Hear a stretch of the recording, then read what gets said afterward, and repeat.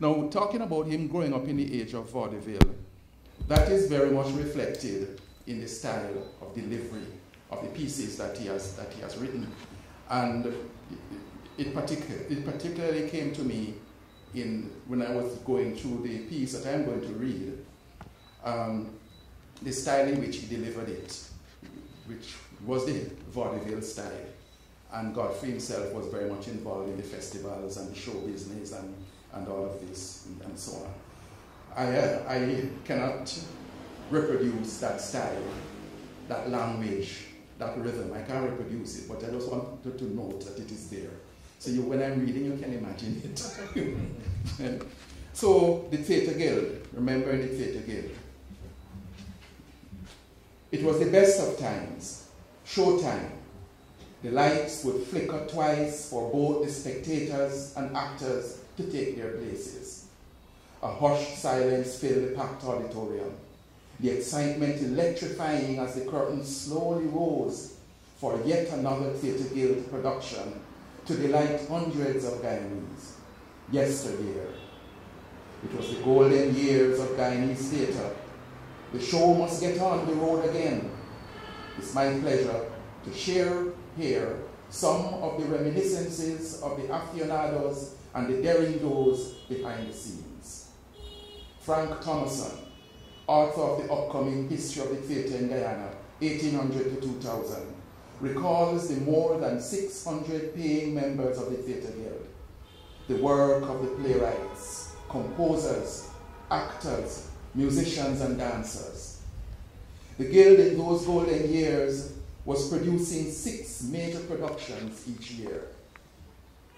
What was also truly remarkable, and here he quotes Frank Thomasson, what was also truly remarkable of these times was the easy blending of classic production with modern 20th century works and contemporary Caribbean and Guyanese plays.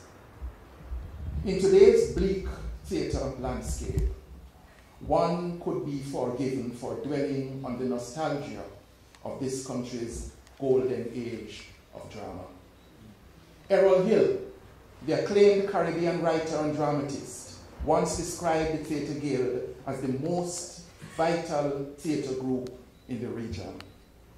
Errol Hill. Those who had the privilege of enjoying some of the productions at the Theatre Guild Playhouse in those golden years would forever treasure the memory of those cerebral and edifying performances. Ken Corsbie, dramatist, actor, playwright, humorist, theatre designer, radio TV announcer, and director, recalls some major productions such as Fantastics and Dial M for Murder. Ken recalls Carrie Hunter playing Yonette's part for a couple of performances while he played Pat Clark's. There was a moment when Carrie entered singing and I was to refrain, but not being a singer, I sang her pitch, falsetto for me. And Carrie started to laugh on stage, and the audience laughed, and the stage crew laughed, and I laughed, and she ran off stage amidst tumultuous applause and laughter.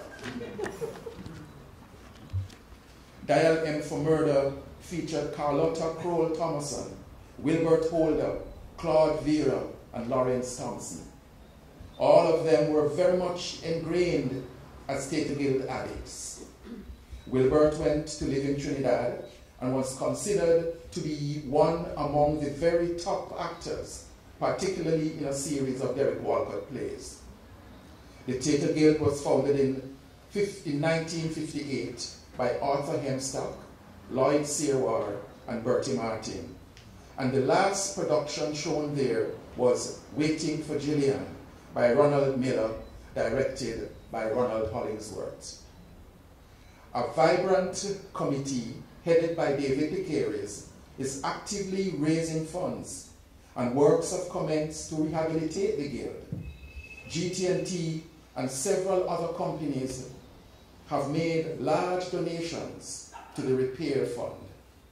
Guyanese theatre enthusiasts, can't wait for the doors to reopen. Vickinson Ali of Guy Enterprise also remembers Yonette Danraj, who announced on radio and eventually married Thor Grimson. She also was the only girl allowed by Principal Sanger Davies to appear in a QC production, The Pirates of Penzance, which also starred Stanley Ridley. Donald was the popular barman at Dictator's Bar, and we all must remember Eddie Rodway, who did all the pictures of the cast for lobby display, and his fascination with ears and noses. Tony Phillips of Iro Art Studio, now a prolific artist in Melbourne, Australia, waxes nostalgic. It was a fantastic time for the arts in Georgetown. Theatre Guild was alive, and there was always something going on at the building. I think that at any time, day or night, one could have stopped by and found someone doing something, usually from behind the bar. It was a place where people always went to. Sports-minded people went to sports clubs. Everyone else, it seemed, went to the Theatre Guild. He gave me that kind of feeling. Robert Narain lived just around the corner in Barrack Street. So it could possibly have been his second home for a while. Thank you.